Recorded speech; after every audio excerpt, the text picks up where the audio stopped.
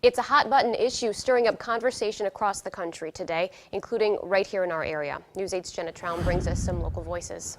Lisa, same-sex marriage was banned by an amendment to the state constitution here in Wisconsin, but gay and lesbian couples can register as domestic partners with some limited benefits like hospital visitation. Depending on how the Supreme Court rules on this Proposition 8 case, the days of same-sex marriage bans on the state level could come to an end.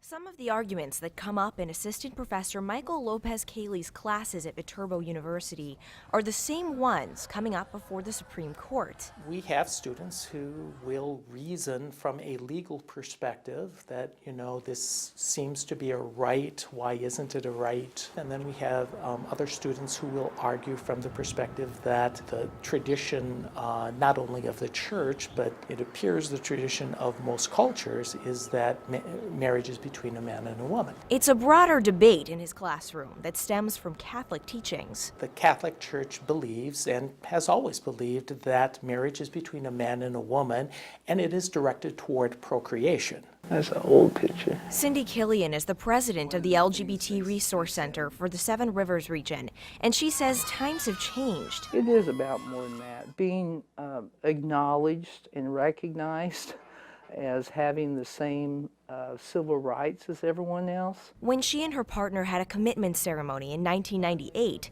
she told the owner of the venue it was a family reunion. 15 years later, they still can't actually get married in Wisconsin. Beth and I could go to Iowa and get married, but it's not recognized in this state. In her eyes, the best case scenario would be a broad decision from the Supreme Court that would rule banning same-sex marriage is unconstitutional under the Equal Protection Clause. She won't get an answer until June, but compared to the 16 years she and her partner have been together, 3 months doesn't seem so long.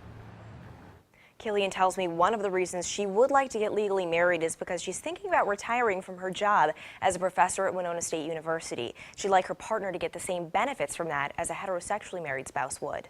All right, thank you, Jenna. Wednesday's case in front of the Supreme Court involves a challenge to the 1996 Defense of Marriage Act. It denies federal benefits to same-sex spouses.